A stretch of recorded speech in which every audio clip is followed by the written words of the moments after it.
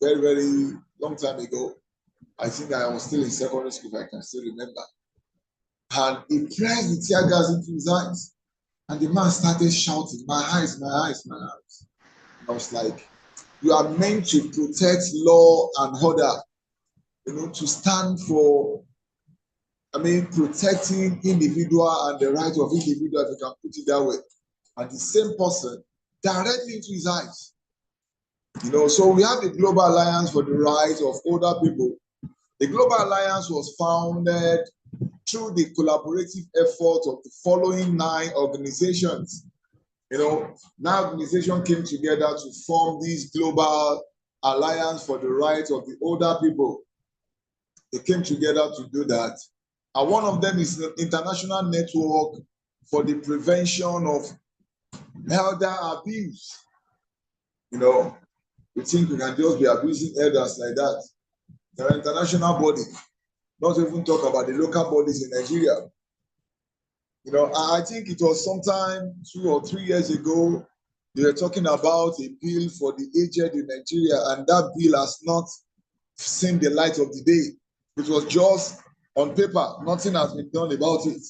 The bill for the aged in Nigeria.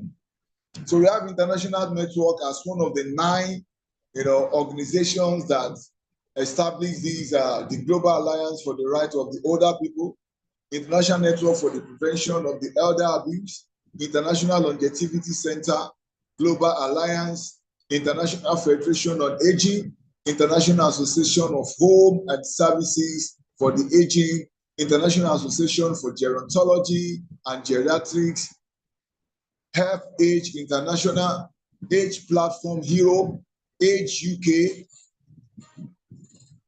American Association for Retired Persons, that is AARP.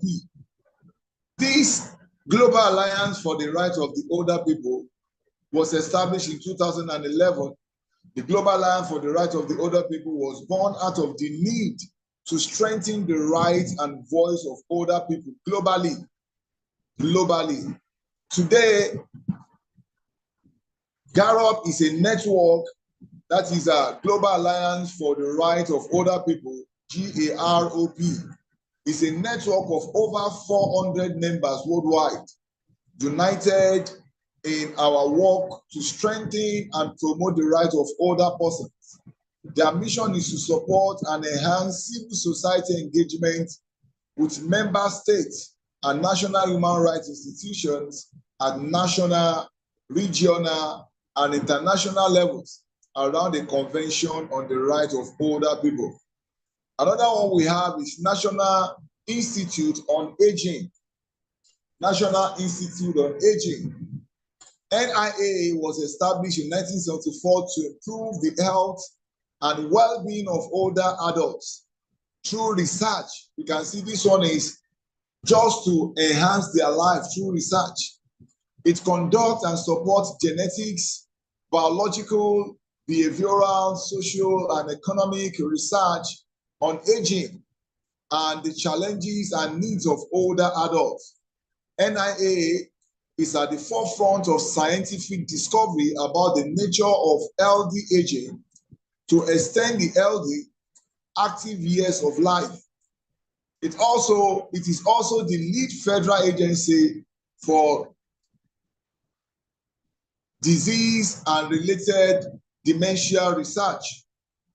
NIA supports scientific initiatives and innovation at universities, medical centers, and research institutes across the US and around the world, conduct research at the scientific laboratories in Baltimore and Bethesda, Maryland, and maintain an active communications and outreach program to share knowledge and disseminate information to the broader research community and to the public.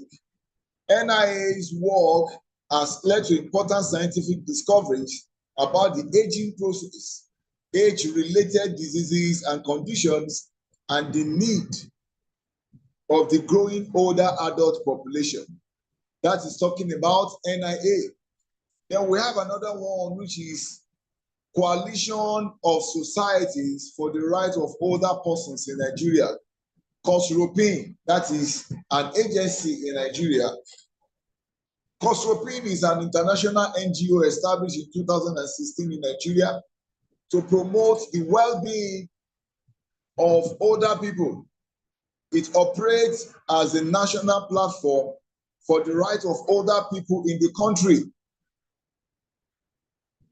functioning as a coalition of associations such as civil society organizations, NGOs, and faith-based organizations who work with aging and retired groups.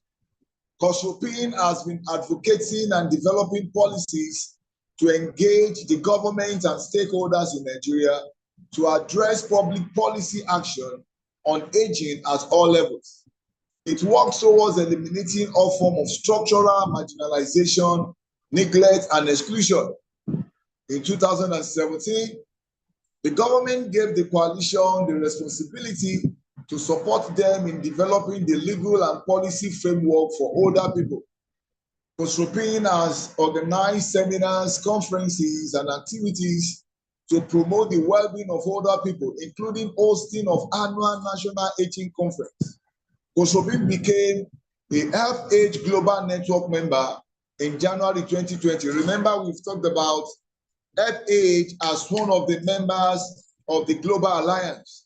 So we just picked 2, although we mentioned the other 9 from the as members of Global Alliance. You know, we mentioned 9 of them, but we have just talked about the 3, and the last one we talk about here is the COSROPIN, which is in Nigeria, COSROPIN is Nigeria, though an international organization, but based in Nigeria, and has been working. That is Coalition of Societies for the Right of Older Persons in Nigeria. So now we want to look at different agencies also for children. We want to look at agencies for children. You know, we said this is talking about types of agencies. So looking at agencies for children, we have what we call ECPACT, ECPACT International. Has anybody heard of this before? ECPACT International. And can you tell us what they do? ECPAT, ECPAT. Anybody in the house? Anybody? ECPAT International. Hello. Hi, sir. So can anybody tell us what ECPAT? What is, okay, let's just go ahead. Let's just go ahead because we don't have time. End child prostitution and trafficking. That is ECPAT. End child prostitution and trafficking. This is one of the agencies for children. It's a children's rights organization focusing exclusively on ending sexual exploitation of children, with an international secretariat based in Bangkok. EPAC work around the world to address issues of online exploitation, online child exploitation, sale and trafficking of children, child sex tourism, child trafficking, education of children on their rights, and human rights reporting. ECPAT has a network of over 100 members organizations in 95 countries around the world who help carry out their missions. The organization publishes country reports on many of the countries in which their partner organizations work. The country reports are just some of the many resources ECPAT offers to help others advocate against child trafficking and sexual exploitation. ECPAT and their network of organizations advocate for protection of children and the end to child sexual exploitation through policies, reports, social media, articles, outreach, education, and more. Then we look at another agency on children, which is called CRANE. You know, CRANE, that is Cocoa Research Institute of Nigeria. I hope you know that, CRANE in Ibadan. But we are not talking about CRANE here. No, this is one of the reasons I always tell my students, don't use what we call, what's it called now? Acronyms in formal work. You must have given the meaning before you start using acronyms. Because if somebody else see CRANE now, the man will just say, okay, Cocoa Research Institute of Nigeria. Is the person wrong? No. But here we are talking about Child Rights International Network. So you can't just use acronyms anyhow. Before you begin to use acronyms, you must have used, given the full meaning, then put the acronyms in brackets. Then subsequently, you start using the acronym. So we said CRANE, Child Rights International Network, is a think tank focusing on children's rights through research, artwork, and advocacy. Their goals are to have children recognized as individuals with human rights. Children are individuals, don't just treat them as toys. They are individuals with human rights to build a collective to protect and defend children's rights and to seek justice for right violation. They work towards these goals in a variety of areas, including access to justice, age assessment, assisted reproduction, bodily integrity, counter-terrorism, civil and political rights, deprivation of liberty, children's rights in the digital age, environment, military enlistment, sexual violence, and more. CRANE provides support, reports, data collection, research statistics, and more to help organizations and human rights activists support their advocacy and work towards children's rights. CRANE also hosts an online arts gallery representing and advocating for the rights and individuality of children. That is another one, another agency for children. Another one is Defense for Children International, DCI. DCI is a membership-based grassroots movement focused on increasing children's rights through successful and effective implementation of the United Nations Convention on the Right of the Child. DCI has 4 main priorities: justice for children, violence against children, children on the move, and children affected by armed conflict. They also focus on 3 cross-cutting issues: children deprived of liberty, child participation, and gender. DCI's International Secretariat is based in Geneva, Switzerland, with national sections and associated members around the globe. The national section focuses on children's issues most relevant to the countries in which they work, advocating for transparent, accountable, sustainable, and socially transformative change. In addition to working in the field, DCI also publishes reports on trends and relevant topics in the area of children's rights and protection. That is still agencies on children. Then we have another one that is called Plan International. It is still for children, Plan International. Plan International is an organization that works in 76 countries to advance children's rights. Their goals are to empower children to make changes, to drive change in practice and policy at various levels, to prepare children and communities to respond to crises and adversity, and to support safe and successful growth of children into adulthood.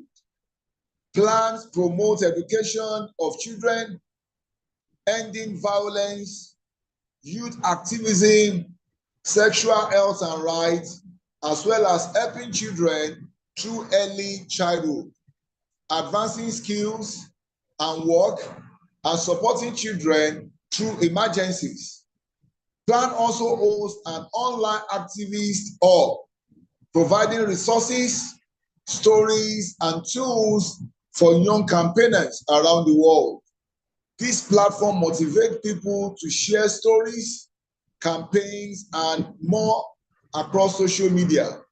Plan has 50 countries offices, 4 regional hubs, 4 liaison offices, and 20 national organizations separate from Plan's main structure.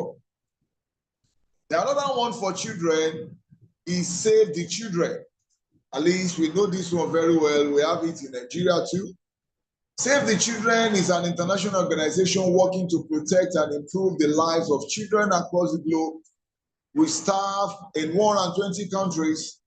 Their programs focus on the goals of helping children survive, learn, and be protected.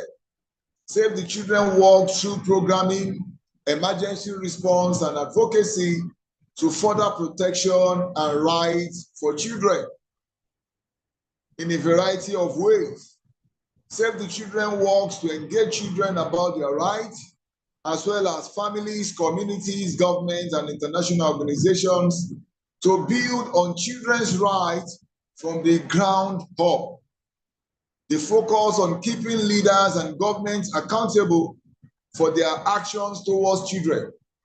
The organization also publishes regular reports on various issues relating to child rights, including reports on different countries and regions.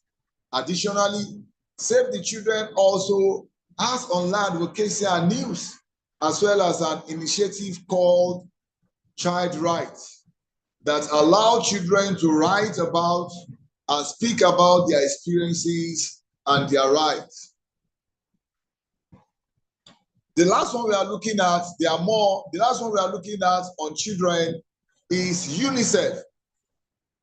UNICEF is an international organization working in over 190 countries and territories to improve the lives of children and their families based on the United Nations Convention and the Rights of the Child.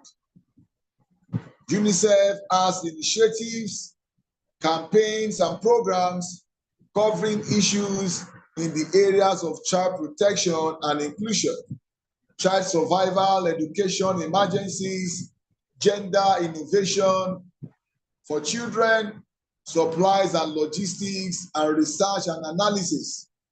UNICEF implements programs, works with local stakeholders and governments, and advocates at every level to further their goals of increasing children's rights, safety, and protection.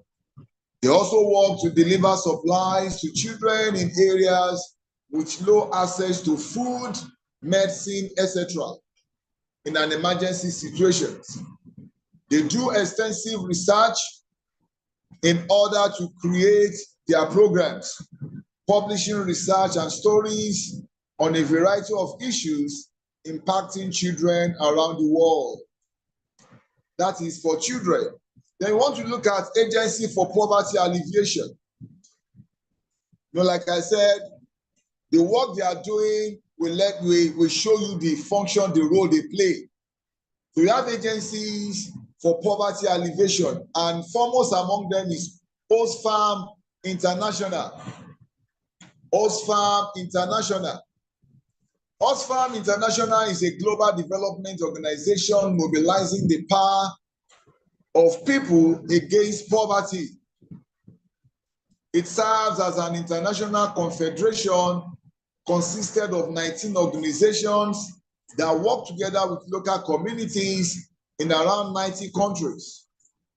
When crisis occurs, Oxfam International helps rebuild livelihoods and work to find innovative and practical solutions for people to end their poverty. Oxfam International fights for a world in which an opportunity is not a privilege, but a right for everyone, and in which human right can be claimed. At the core of the organization's work is working with partners organizations, as well as with vulnerable women and men, to end the injustice that cause poverty, to end the injustices that cause poverty. It also conducts campaigns to raise the voice of poor on local and global agendas, to influence decisions that affect them. During the last 2 years, Oxfam International worked directly with 22.3 million people across the world and provided immediate relief in times of crisis. There's another one that is called OPAD. OPAD, the Organization for Poverty Alleviation and Development. OPAD, the Organization for Poverty Alleviation and Development.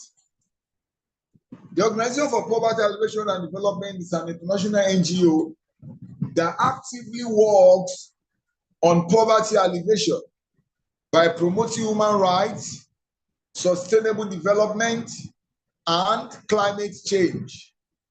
The vision of the organization is to improve the standard of living of all people by recognizing them as resources and not as victims.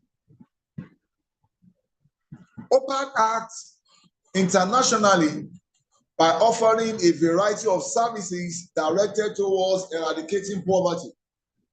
The organization implements many projects of poverty eradication in developing countries by using tools such as education, economic development, health promotion, and income redistribution. It also advocates for equal rights to economic resources among men and women, and work with small-scale food producers, such as women, indigenous groups, families, farmers, and pastoralists, to improve their income and source of livelihood. It supports local initiatives by promoting self-reliance among women, men, and youth in poor countries. There's another one that is also meant for this poverty alleviation, which is called Concern Worldwide. Concern Worldwide. Concern Worldwide is an international humanitarian organization working to free the world from poverty, fear, and oppression. It intervenes in the world's poorest countries and helps the most vulnerable people. The ultimate goal of the organization is to end extreme poverty. Concern Worldwide has thus been working for over 50 years with the world's poorest people to transform their lives. Its team is comprised of 3,500 professionals coming from 50 countries and who each year work with 25 million underprivileged people. But I never see them for Nigeria anyway. They should come and show concern to us too. They are not that popular.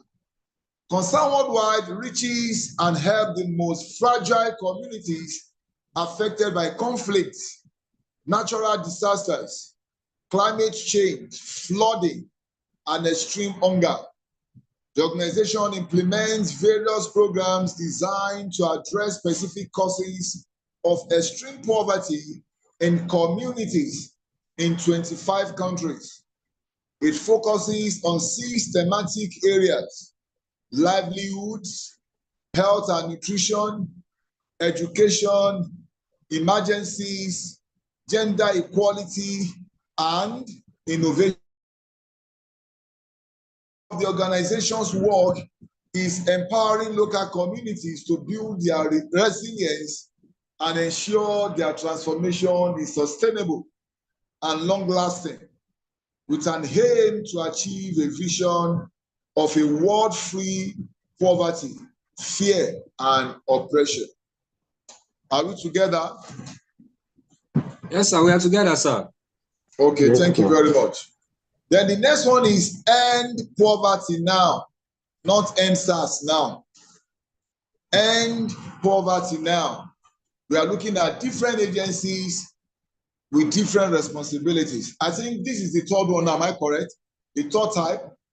We look at agency for aged, look at agency for children, look at agencies for poverty alleviation. Okay, we are still on poverty alleviation. And under each of them, at least we have some that we have about 2 or 3 for each of them. So we have End Poverty Now.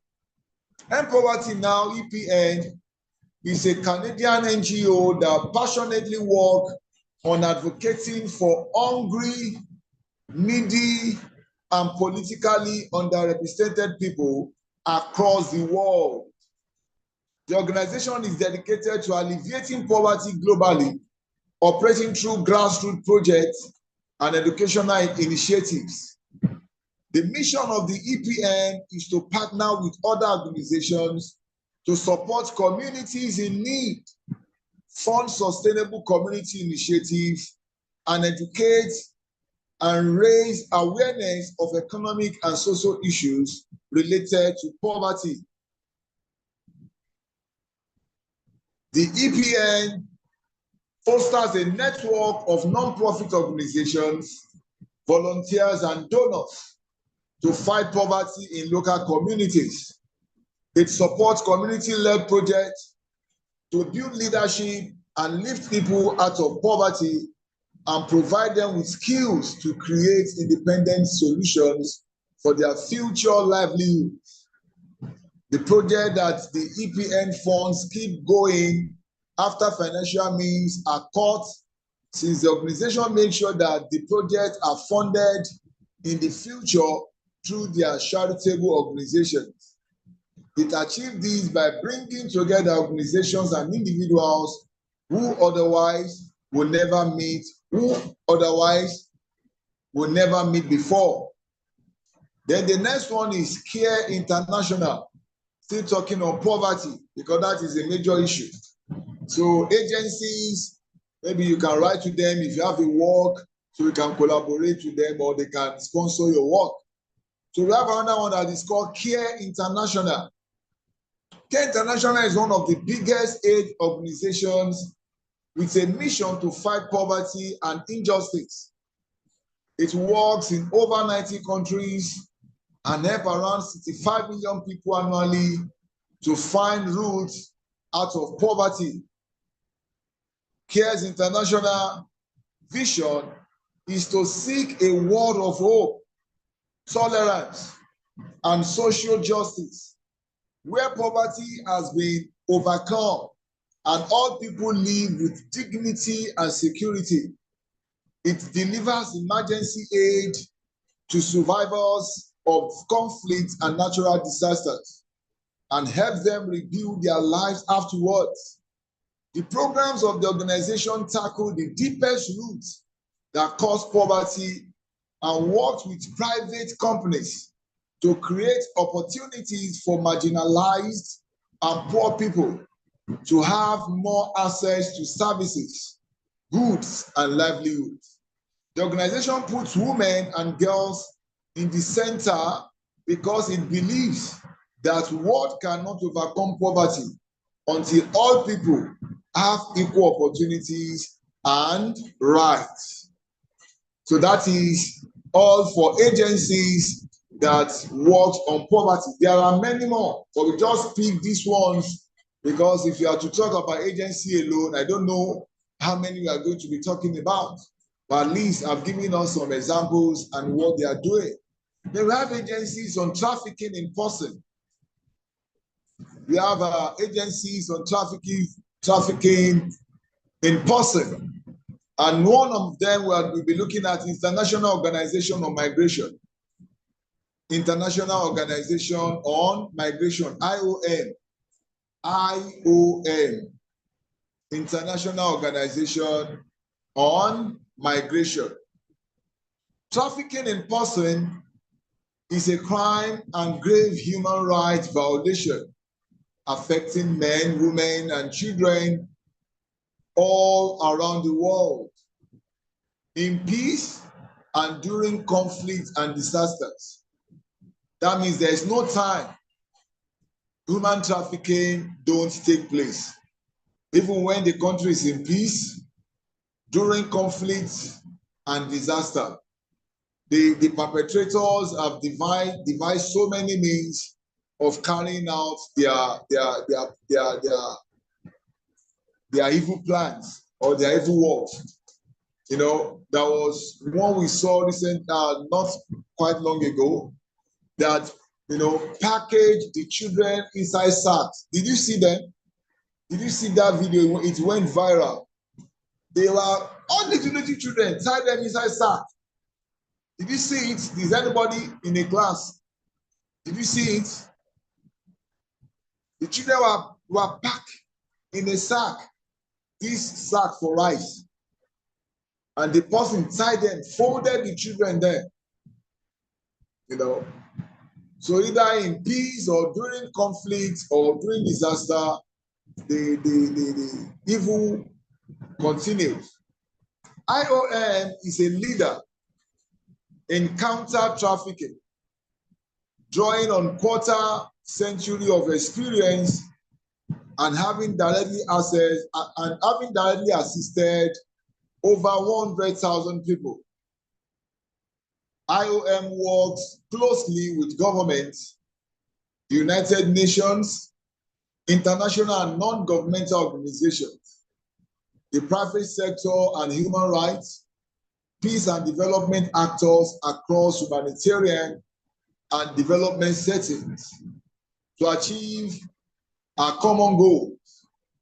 IOM encourages member states and key actors to engage in eliminating trafficking. It does so by contributing to a number of regional and international multilateral processes, including the Interagency Coordination Group Against Trafficking in Person, ICAT, International Interagencies Coordination Group Against Trafficking in Person, that is ICAT, the Global Protection Cluster Anti-Trafficking Task Team in Humanitarian Action. There's another one that is called Alliance 8.7. Alliance 8.7, the Sustainable Development Goals and the Global Compact on Safe, Orderly, and Regular Migration. IOM also works with humanitarian actors to ensure that anti-trafficking considerations are integrated within emergency response interventions to prevent and mitigate risk of further harm.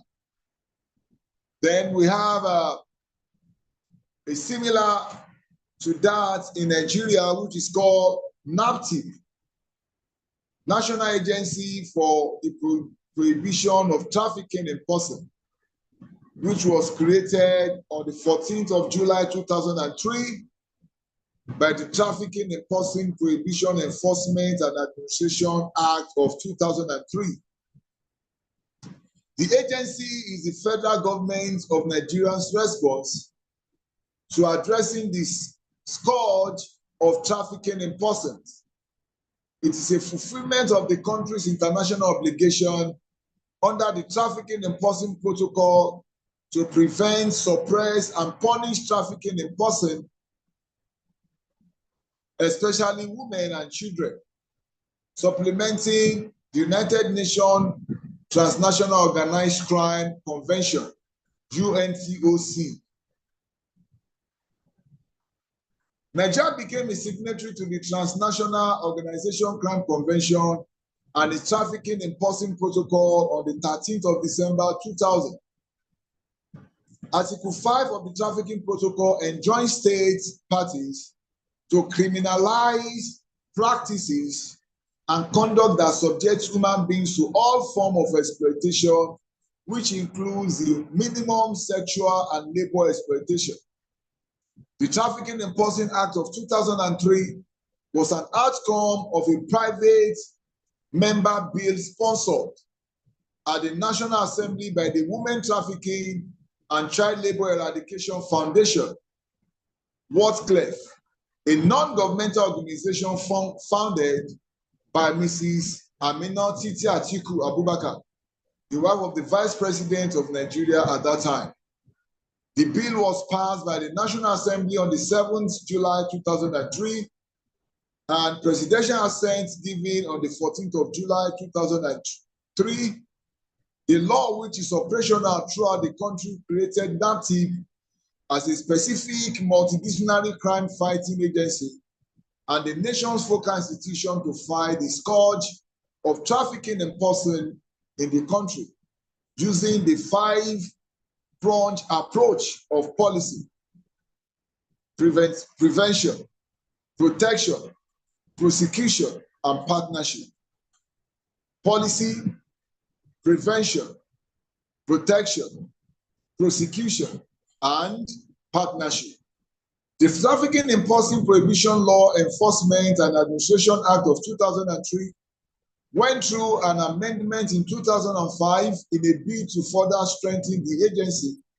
However, in 2015, as a result of the new trends in the crime of trafficking in persons and the need to further strengthen the institutional framework, the act was repealed and the Trafficking in Person Prohibition Enforcement Administration of 2015 was enacted.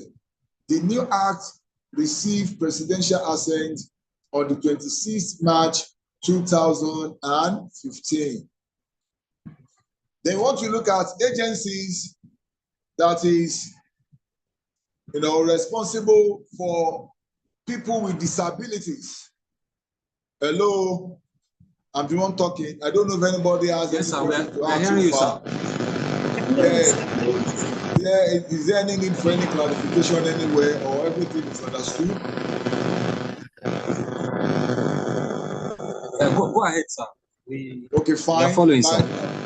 Yeah, even the note is well explanatory, just to give us idea of all these agencies that are involved in social work, that are involved in social welfare, social service. So we look at agencies for people with disabilities, and one of them is International Disability Alliance, IDA.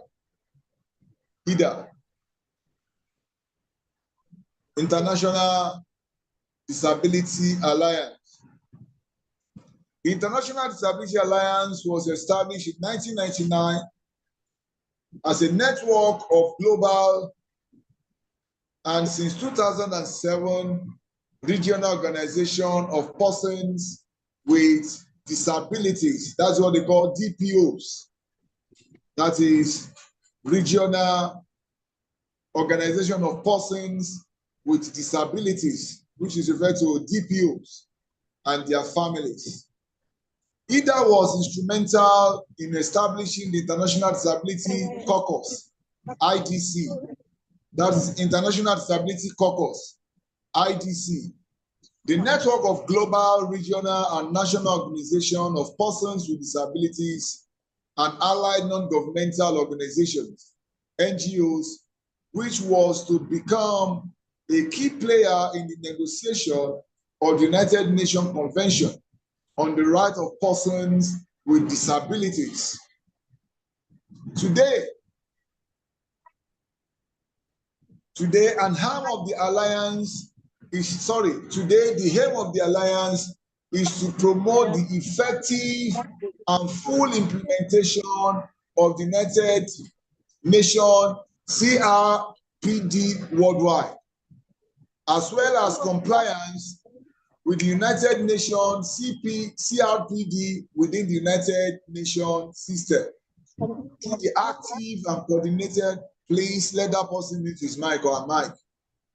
Through the active and coordinated involvement of representative organizations of persons with disabilities at the national, regional, and international levels.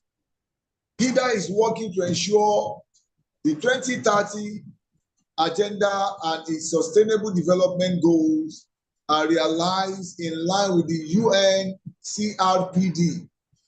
Either support DPOs in engaging with United Nations human rights processes in Geneva and New York, including the treaty bodies, Universal Periodic Review, and Human Rights Council. Either support DPOs at national and regional levels through trainings and disseminating resources and information with member organizations around the world, either represent the estimated 1 billion people worldwide living with disability. This is the world and most frequently overlooked minority group. Either work to create a more enabling global environment for realizing the rights of persons with disabilities, and also work with organizations of persons with disabilities or DPOs to utilize these environments and make change directly from local to global advocacy, either with its unique composition as a network of the foremost international disability rights organizations, is the most authoritative, representative voice of persons with disabilities and acknowledged as such by the United Nations systems, both in New York and Geneva. So at least we have about 5 or 6. I think so. Let's look at it. We look at agencies for aged. We look at agencies for children. We look at agencies for poverty alleviation. We look at agencies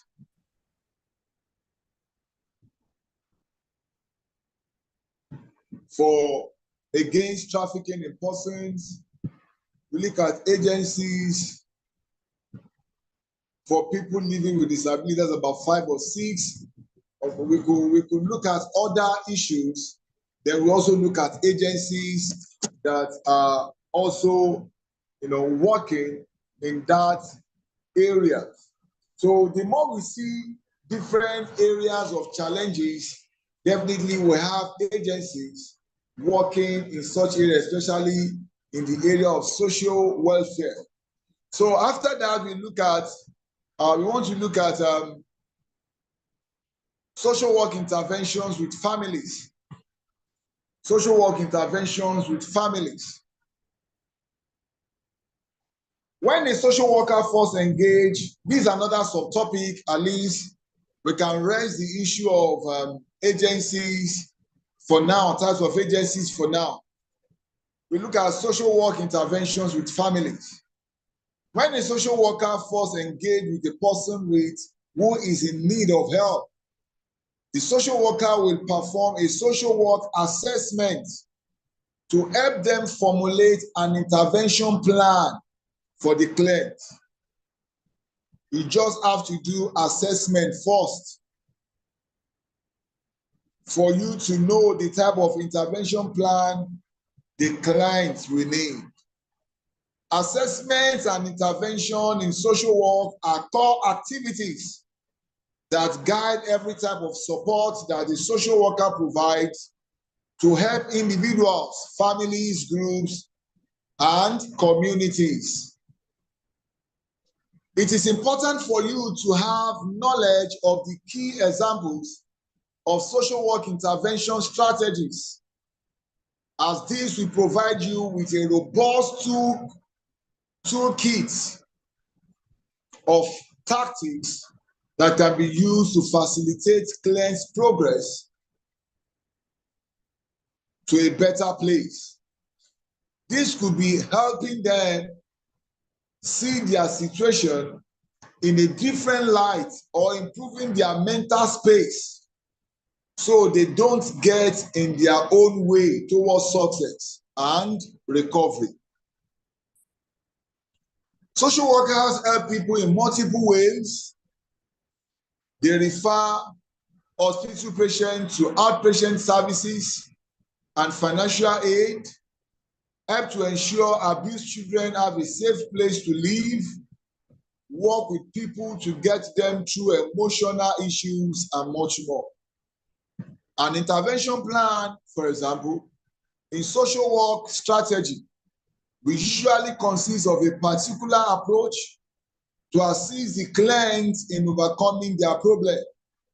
There are many different types of social work intervention models that can be used, and social workers will match them to the issue the client is facing and the client's personality and responsiveness. What is intervention in social work? Social work intervention is the engagement a social worker has with an individual, family, group, or community that they are helping.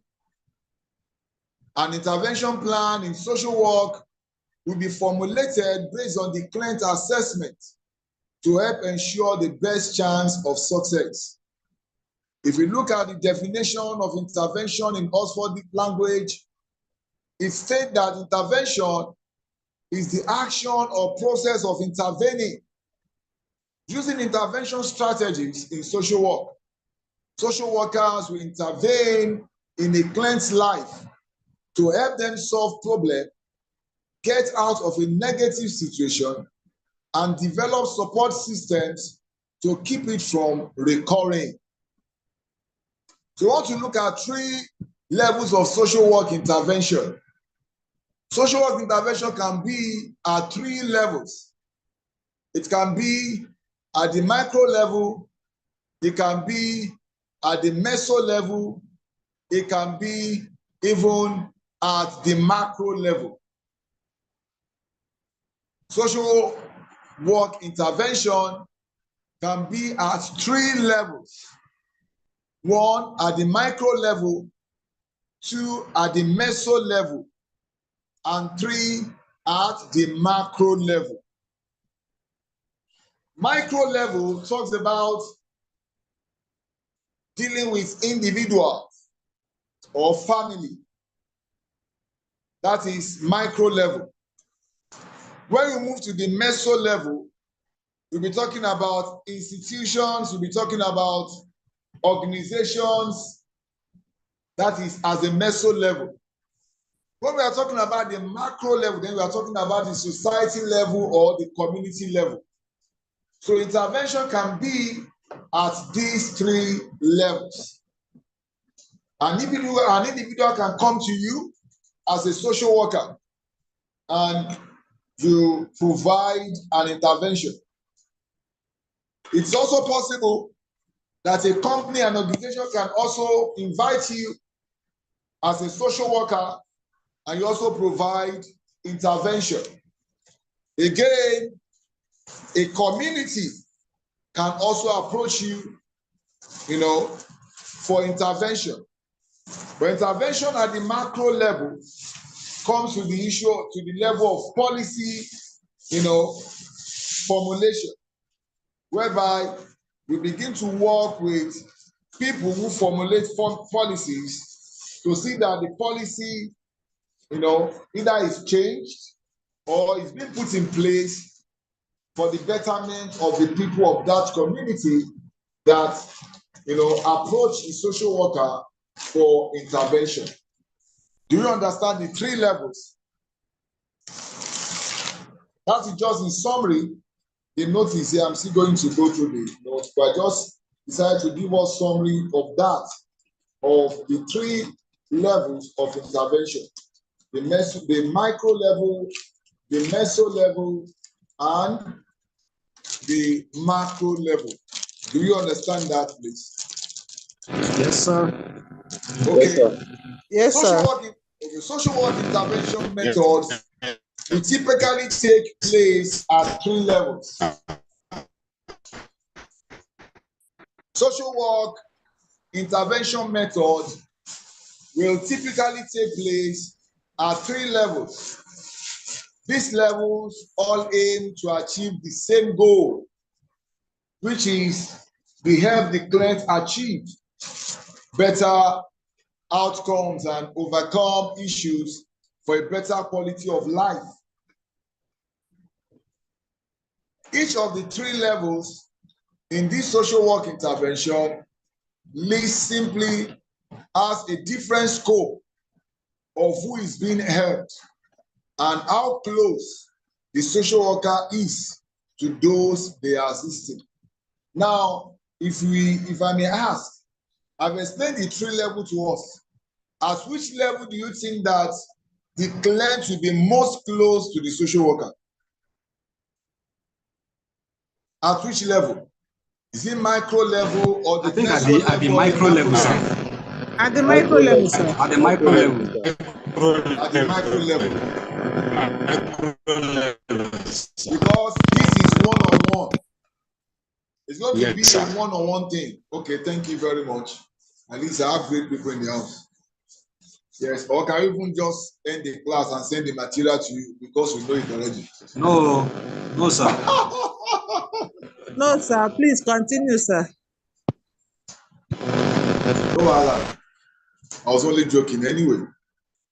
This is why I was given the task. Even if you know it, I must still come to class and still do the needful. Okay, now we look at the micro level. The micro level of a social work assessment and intervention is on the individual level. This is where many of those in social work are assisting clients. The micro level includes a social work intervention plan example for an individual, family, or social group. This could be an intervention where a geriatrics social worker is helping a family transition an older person to an assisted living facility, or where a school social worker is working one-on-one with a child that has emotional issues. All these are micro-level intervention or micro-level assessment. If any one of us has been involved in this practice, most of your involvement will be at this level. Am I correct? Will be at this level of the micro level, individuals. Yeah. Then we move again to the meso level. Meso. That is the midpoint between the micro and macro. So we go to the meso. The meso level of assessment and intervention in social work is one step from the micro. Here, the social worker is helping small communities or a group of institutions, such as an entire school system, such as an organization, a place of work, a school system. So it is no longer a child or a student, but a school system as a whole. So this is a meso. This is a meso with issues that are impacting their population. A social work intervention plan at this meso level will include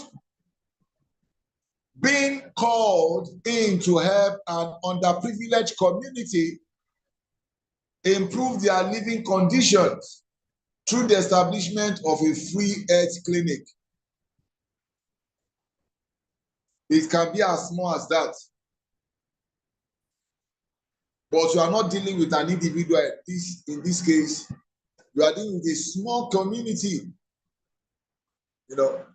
just a small community.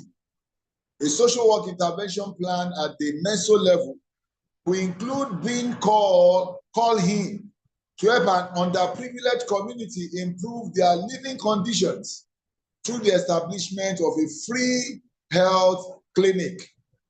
Then from that meso, we move to macro.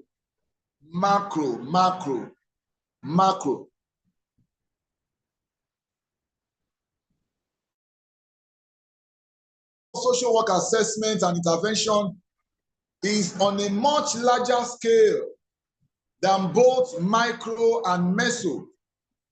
Social workers are typically not directly involved with those that are being assisted. You know, we said you are most, you are closest to your client at the micro level. You are also close or closer to your client at meso level. At the macro level, you may not have anything to do with the client, with the people, affected. But your involvement will be with the government or with the policy makers that will implement policies that will bring about a total change to the entire people in a particular community where your service was employed. I don't know if you understand what I'm trying to say. You may not have contact with the people, but your involvement will be on policy implementation or policy changes in policy that will positively affect the people in that community. Because this one is not dealing with an individual, it's dealing with the entire people in the community. And what we bring a change to their lives is the policy that we put in place. Do we understand the difference between the three now? Yes, sir. And the role that the social workers play. Yes, sir. Okay, let me just continue with that note. Micro level social work will involve looking at a large systematic issues. Now you are looking at the system. You are not looking at the individual. You are looking at the system itself. The system itself and how we can bring change or changes to the system that will bring positive changes to the people in that community, in that society. A systemic change is what you are after, not changing an individual. So micro level social work will involve looking at large systematic issues that might be causing persistent problems on a city, state, or a national level. These types of social workers will be researching these problems and developing solutions that may take years to implement.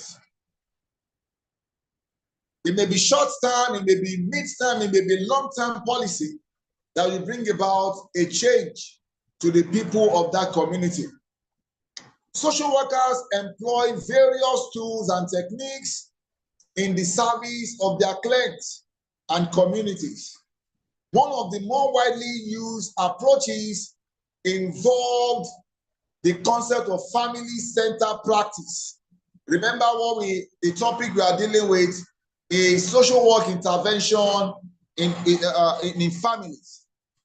And we said social workers employ various tools and techniques in the services of their clients and communities.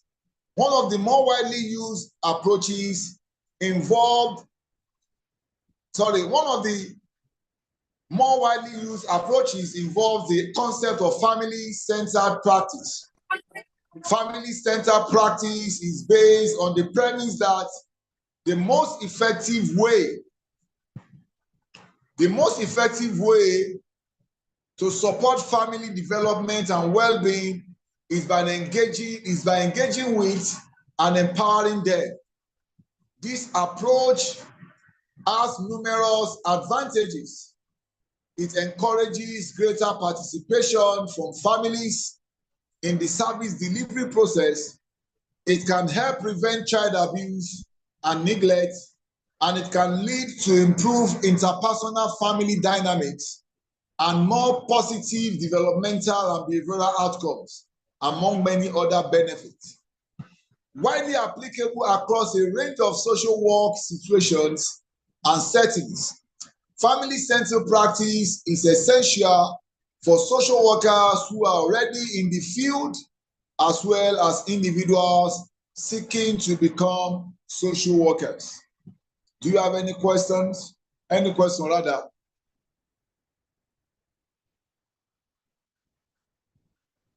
Any question, please?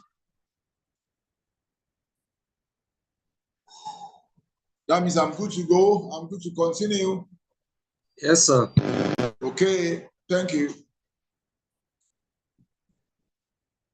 A significant proportion of social workers deal primarily with children and families. The subtitle of this one is What is Family-Centered Practice? A significant proportion of social workers deal primarily with children and families, which roughly half of all social workers categorized as child, family, and school social workers. According to the U.S. Bureau of Labor Statistics, BLS, consequently, family-centered practice is a mainstay in the field of social work. Broadly speaking, family-centered practice is an approach to working with families that focuses on enhancing their capacity to care for their children and meet their needs. It considers the family unit as essential to children's safety and development. In the concept of family-centered practice, the term family encompasses birth families, blended families, foster and adoptive families, and kinship, which can include relatives and in some cases, close family friends. Unlike other intervention models in which professionals are largely responsible for making decisions, this approach prioritizes families' autonomy. Social workers apply a family-centered approach, strive to empower families by providing them with the information and resources they need to support their children and themselves.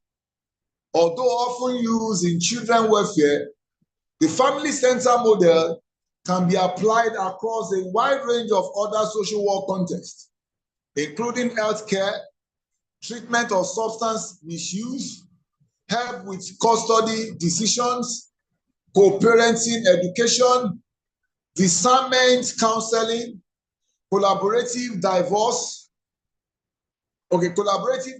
team members, and addressing issues from anxiety to bullying. Ultimately, the goal of this practice is to ensure the safety, stability, and well-being of children and families. If you look at this approach, it cuts across everything. Yes, it is called family approach, family-centered model of intervention. But if you are using this family-centered model, you have taught virtually everything that is in the society. If you are talking about how they can be self-dependent, you are talking about the economic life, talking about their children, talking about substance misuse, talking about education, talking about, foster parents. You have talked about everything. So you can see that the family-centered model is central, even when you are looking at other models of social work intervention. And most especially, we are looking at, the family, what is it called now? The social work intervention with families. I think we understand what I'm trying to say. Yes, hello. sir. Hello. Yes, hello, sir. So you can see the family-centered model is broad and cut across virtually everything we are trying to talk about. They want to look at principles of family-centered practice. Principles of family-centered practice. While a family-centered model can take many different forms depending on a child's and their family's needs, certain principles are intrinsic to this practice. Key elements include the following. Social workers must actively engage with and empower families throughout the process, from need assessment and goal setting to decision making and support. You do assessment, you set goal, they make decision, and the necessary support is given to them in order to empower the family. So as a social worker who is into this, you need to know all that. Open communication and collaboration between families and providers are essential to establish mutual trust and respect. Families exist within the context of a larger community and culture, and as such, cultural influences such as race, ethnicity, and religion should be prioritized. You must be culturally sensitive when you are dealing with your clients. You must look at their religion, their race. You must be very careful. Don't judge them based on your own culture. Keep whatever is yours and focus on them. Don't be ethnocentric in dealing with your clients.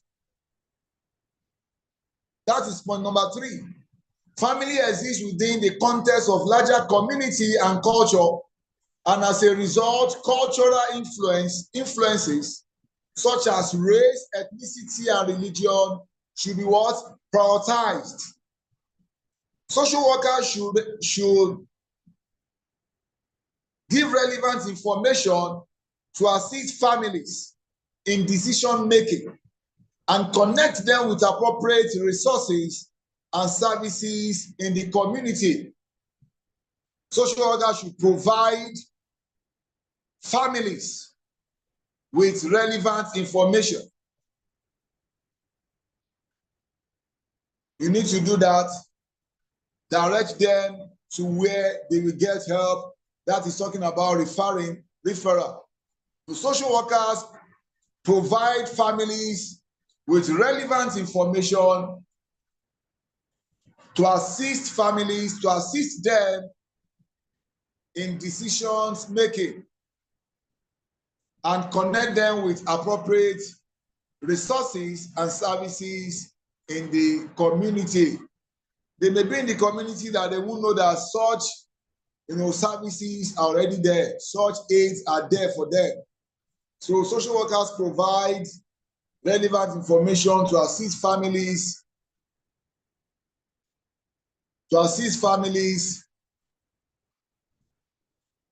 in decision making and connect them with appropriate resources and services in the community.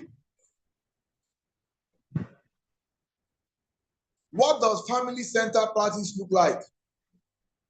The precise methodology of family-centered practice varies depending on the particular context in which it is applied.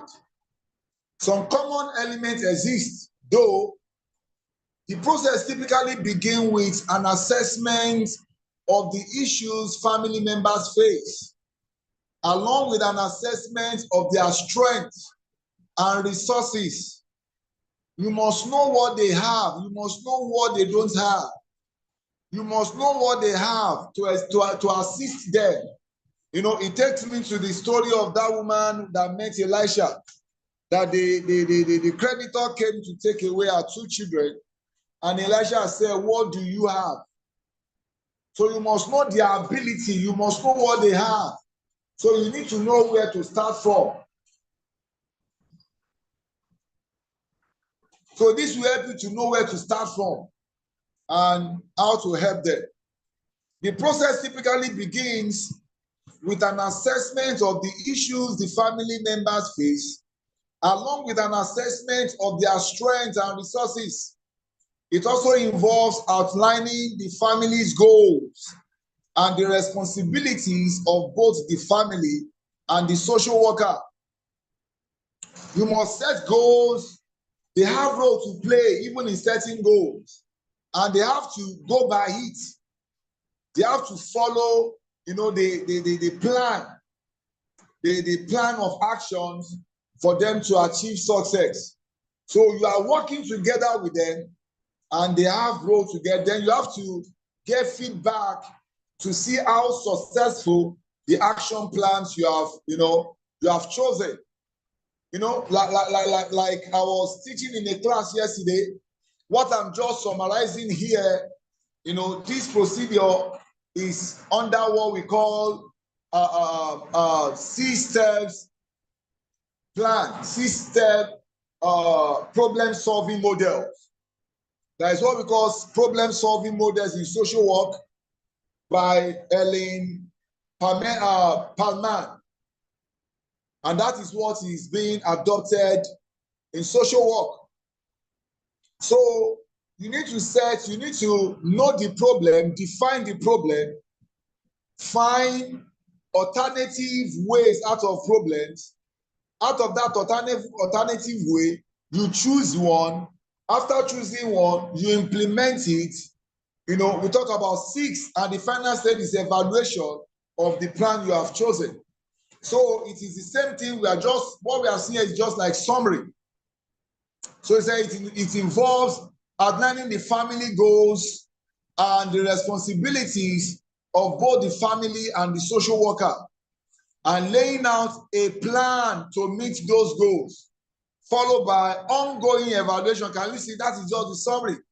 Followed by ongoing evaluation to determine the effectiveness of the interventions. Do we understand that? Yes, sir. Regardless of the issues it is intended to address. Regardless of the issue it is intended to address.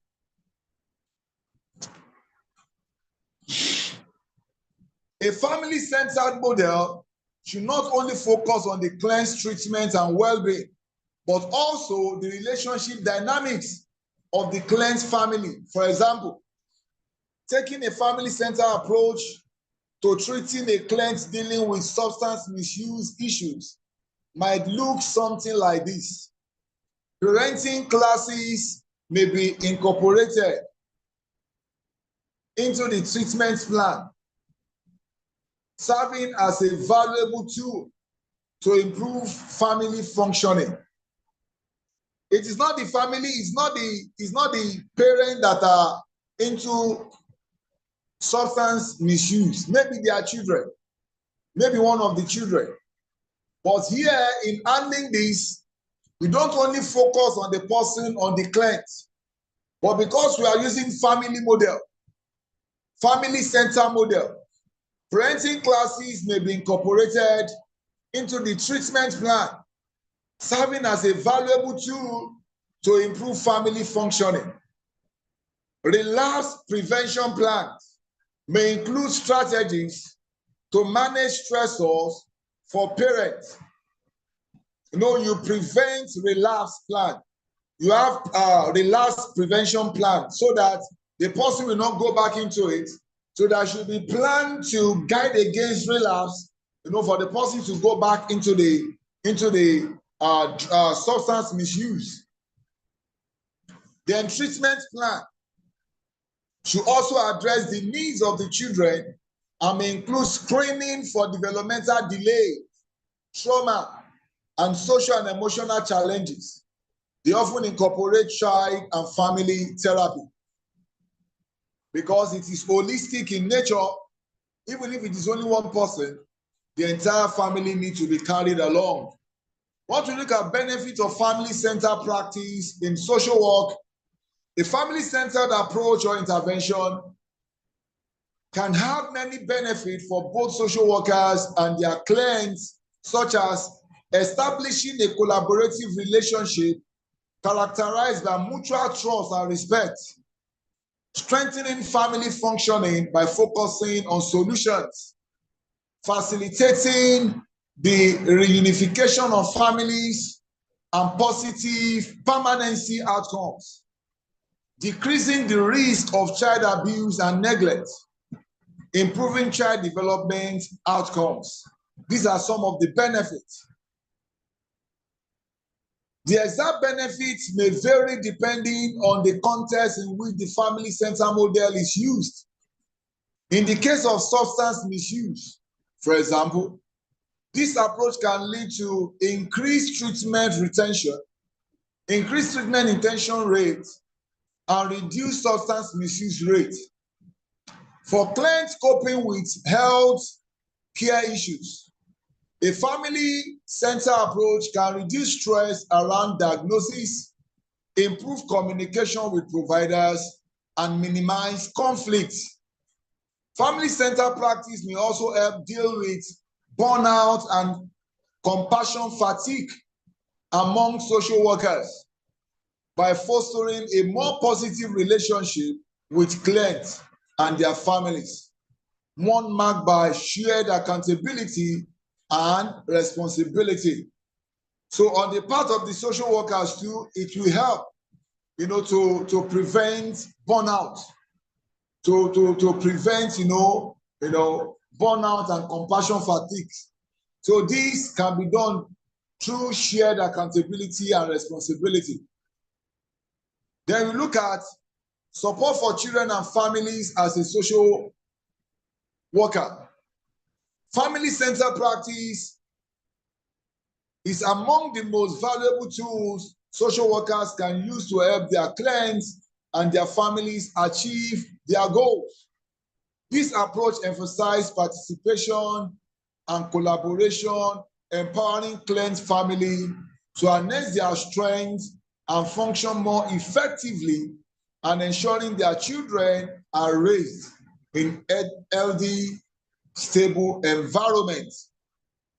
So this is where these notes stop here on these page 17 of the material. So, Mr. Akinwale. Yes, sir. I'm going to send you right now. Okay, sir. Even if I'm still going to add to it, definitely the topics are the. Do you have the course content for this course? Not at all, sir.